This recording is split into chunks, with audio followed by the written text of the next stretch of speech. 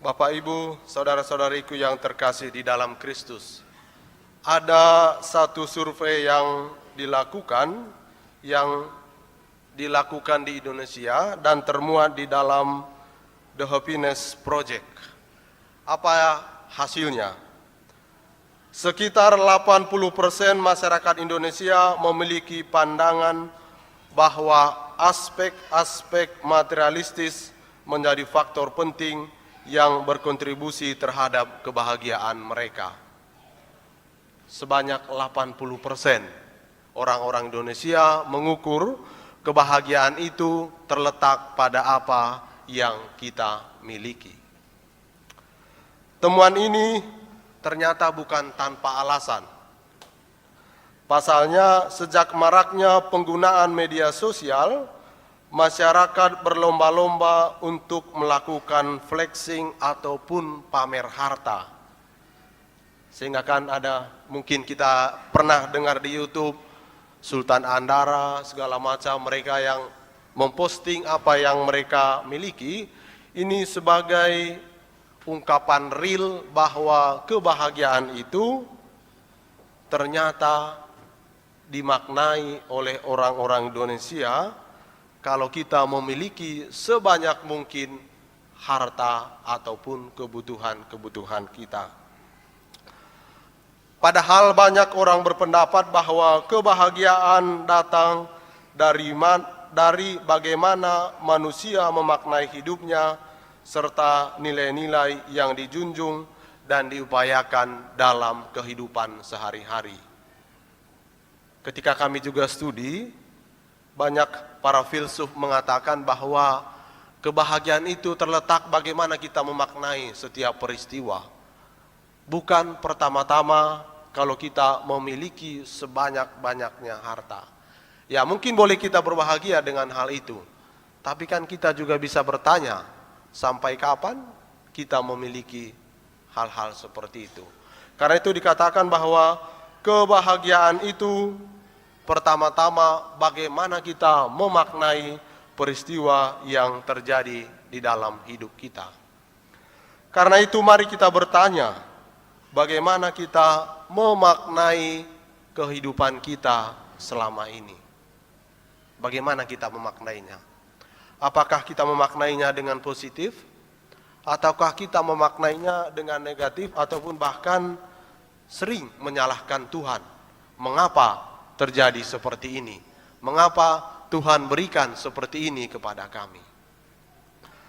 Bapak, Ibu, saudara-saudariku yang terkasih, seruan yang disampaikan oleh Zefanya dalam bacaan pertama, sedikit kita supaya ada gambaran mengapa diserukan supaya mereka itu berbangga kepada Tuhan. Karena pada waktu itu bangsa Israel kalah di dalam penjajahan. Mereka kalah berperang, karena itu Nabi Zefanya mengatakan, kamu harus kembali kepada Tuhan. Ini yang menjadi yang harus kalian banggakan. Itu yang diserukan oleh Zefanya. Nah, dan supaya mereka bisa bangkit, supaya mereka bisa menang, satu-satunya caranya yakni mereka berbangga dan kemudian mencari Tuhan ataupun berbalik kepada Tuhan. Mencari Tuhan berarti berdoa kepada Tuhan, percaya kepada Tuhan, dan juga mengandalkan Tuhan. Selain itu, Nabi Zefanya juga mengajarkan supaya mereka tidak berbicara bohong, tidak tipu-tipu, bahasa kami, tidak tipu-tipu ataupun tidak berbohong, melainkan memiliki kerendahan hati dan juga mencintai keadilan. Sangat praktis apa yang dikatakan oleh Nabi Zefanya. Supaya mereka jangan berbohong, supaya mereka memiliki kerendahan hati, dan supaya mereka mencintai keadilan. Karena itu mencari Tuhan dalam konteks bangsa Israel pada waktu itu, yakni mereka menghormati perjanjian yang pernah dilakukan oleh nenek moyang mereka. Pertanyaan saya, di mana perjanjian itu? Ada yang tahukah? Perjanjian yang dilakukan oleh Allah dan juga bangsa Israel. Mungkin di antara kita ini sudah pernah pergi ke situ, jalan-jalan begitu, ke Yerusalem. Di mana tempatnya itu terjadi? Di Gunung Sinai. Nah, itulah perjanjian yang dilakukan oleh Allah dan juga bangsa Israel. Apa isi perjanjiannya? Yang ada di puji syukur. Apa di puji syukur? Tidak hanya lagu-lagu kan? 10 perintah Allah ataupun 10 firman Allah. Dan ini yang diserukan oleh Nabi Zefanya, supaya mereka menaati apa yang pernah dijanjikan oleh Allah dengan bangsa Israel. Sebenarnya di perjanjian mereka itu sangat-sangat sederhana. Dari perjanjian lama itu hanya satu kalimat perjanjian Allah dengan bangsa Israel, yakni kalau kalian setia, maka kalian selamat. Hanya 2 kata, jika maka. Kalau mereka setia, maka bangsa Israel akan diselamatkan oleh Tuhan. Ini yang diserukan oleh Nabi Zefanya, supaya mereka kembali, supaya mereka tidak lupa pada perjanjian yang pernah dilakukan oleh nenek moyang mereka. Bagaimana dengan kita? Apakah apa yang sudah terjadi di dalam hidup kita? Kalau di dalam keluarga kita yang terjadi adalah kedamaian, ada sukacita, ada kebahagiaan, itu artinya kita juga sudah senantiasa mencari dan berbangga atas Tuhan. Tidak sedikit orang yang bermasalah hanya karena harta. Tidak sedikit orang merantam hanya karena warisan. Berarti kan kita boleh memaknai bahwa harta benda itu juga tidak memberikan kebahagiaan sejati kepada kita. Oke, kita setuju bahwa itu kita butuhkan, membuat kita juga merasa senang, merasa bahagia. Tetapi yang dikatakan oleh Nabi Zefanya, supaya kita berbangga kepada Tuhan. Sebaliknya, kalau di dalam keluarga kita lebih sering terjadi hal-hal yang kurang baik, mari kita ingat pengalaman dan perbuatan kita selama ini. Mungkin kita belum taat ataupun belum rajin mencari Tuhan. Bapak, Ibu, saudara-saudariku yang terkasih, kebahagiaan memang sesuatu yang kita rindukan.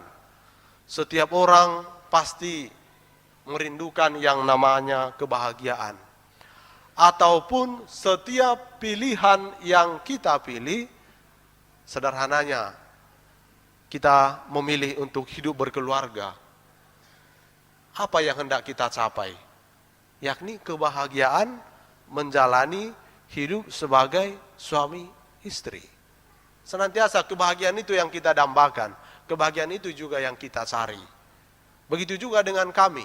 Setiap pilihan yang kita pilih, kita berusaha supaya kita juga berbahagia untuk menjalaninya. Kalau kita tidak berbahagia, saya yakin dan percaya, pasti suatu saat bisa jatuh, ataupun pilihan kita itu bisa berubah.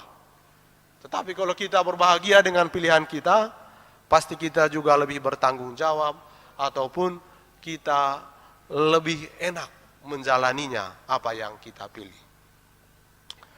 Dan bagaimana caranya agar kita menemukan dan memiliki kebahagiaan? Tadi sangat jelas di dalam bacaan Injil, yakni kalau kita bertindak lemah lembut kepada yang lain, kalau kita senantiasa haus akan kebenaran, kalau kita memiliki hati yang suci. Hati yang suci tadi sederhananya yang dikatakan oleh Zefanya, ya, jangan tipu-tipu, jangan berbohong, katakan apa yang sebenarnya.